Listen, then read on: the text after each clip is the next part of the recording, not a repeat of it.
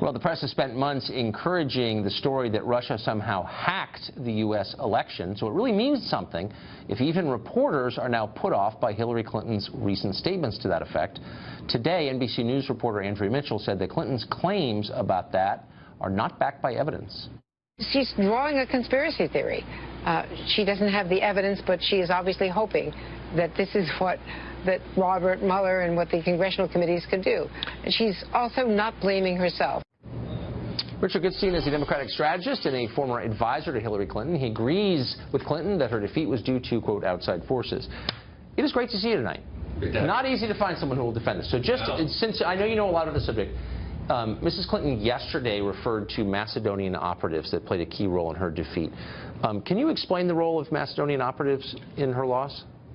Let me just say one thing. We acknowledge tragedies in a show like this that happened earlier in the day. I think pulling out of this climate deal was a tragedy for future generations and for the economy. Just to ask the CEOs of Dow and GE and Apple and others. So I know that's not what this segment is about. But you're in mourning. But I bet if I asked you what was in the Paris Agreement, you wouldn't know. No, actually, I'm one of the few people you have sitting at this table. Okay, that makes you nearly unique. But let's get back to the question of the Macedonian, the secret who were the Macedonians? Look, what she was talking about, and which is well documented, it's why 17 intelligence agencies said, without qualification, that the Russians were behind the subversion of the elections.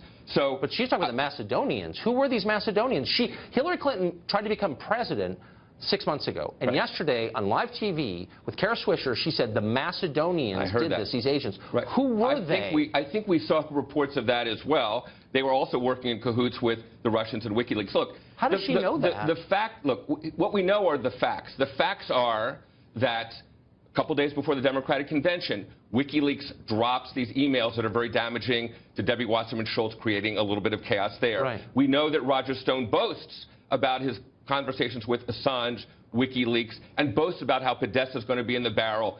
And then the hour after Access Hollywood, as Hillary said yesterday, the Podesta emails get dropped and dropped and dropped. And Dick Cheney called it an act of war. So your beef is not with me. Was Dick Cheney involved in the Macedonians? Well, I'm just saying, your beef is with, if you don't agree with that, you have a complaint with him, not so much with me. I don't think Dick Cheney is arguing that the Macedonians stole the election from Hillary Clinton, but she is arguing that. And I have to be honest with you, you've been around a long time. I know a ton of Democrats here in Washington. I don't know one of them who isn't shocked by what Hillary Clinton said yesterday, attacking the Democratic Party, attacking Barack Obama's DNC, when she had twice the money of Donald Trump. That's not speculation, it's a fact. When the sitting president of the United States put everything on the line for her, and she attacks, in effect, Barack Obama yesterday. I mean, far be it for me to defend Obama, but that's insane. He really tried hard to get her elected, and he failed. And she's attacking him now. Look, the fact Obama was criticized for not being more hands-on about the DNC. Look, Charles just said what a horrible, horrible candidate Hillary was. This horrible candidate got 3 million more votes than this phenom, Donald Trump, and got more primary votes than Barack Obama. But hold on. Look, she lost, and there are a lot of reasons why. But to turn around and blame the Democratic Party, which was all in for Hillary Clinton, and the DNC, even her former aide, Patty Sleaze Doyle, yesterday said, come on now, this is a horrible thing to do. As a Democrat, how can you defend that? Look, her principal beef is with Comey.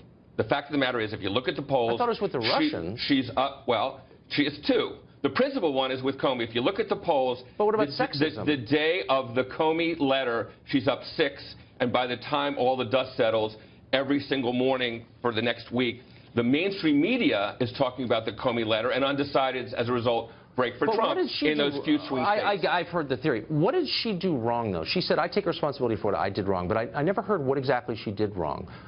How did she mess up? She must be culpable in this, too. She lost her second election in a row.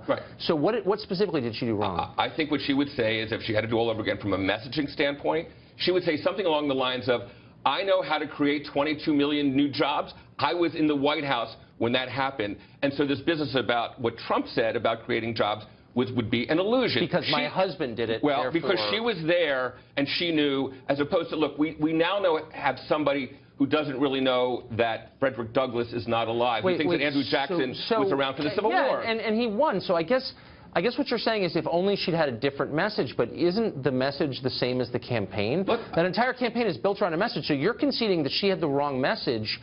That's like saying the car's great, it just has no engine. No, because the fact is, the message was great until the Comey letter. Again, she was up 6 points. What was the message before that? She was up 6 points, which was more than Obama was up 10 days but what out was before I covered it. I can't remember. What was the message before the Comey letter? Well, she was basically saying to the middle class, with help that you're going to get, whether it's through education or research and development or job training and all the things, child care, all the things that, frankly, we've seen Congress, frankly, say no to. I just want to be totally clear. So what she did wrong, because this is a key question. What did she do wrong? She said herself she did.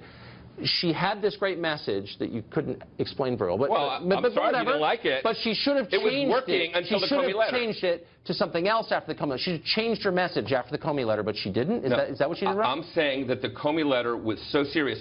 There were 50-fold more what should research. She have done? There were 50-fold more searches for Clinton FBI after the Comey letter. There was a big distraction. So you can laugh, Tucker, but again, the message was working. She would have been seen as a genius. I get it. But Jessica would be a genius. Look, I think Comey hurt her. I've said that 100 times on this show. I just want to know what she did wrong, and neither you nor she can give me a clear account of it. I'm telling you, and I that's think very the telling. message should have been more about jobs and less kind of, frankly, stronger together. It would just be about jobs, jobs, jobs. And I think she had a credible case because when she was living in the White House, 22 million jobs were created. Why didn't she say it? I think when you have her on the show, you'll have to ask her. Because if you can't get your message right, then why would we elect you president? Oh, because she had the competence, the core competence that we now pray for, that we pray for in this country. She seemed kind of nuts, actually, yesterday and today. But whatever. That's just my view. Okay. It was great to see you. Thank you for that. Thanks for having me back.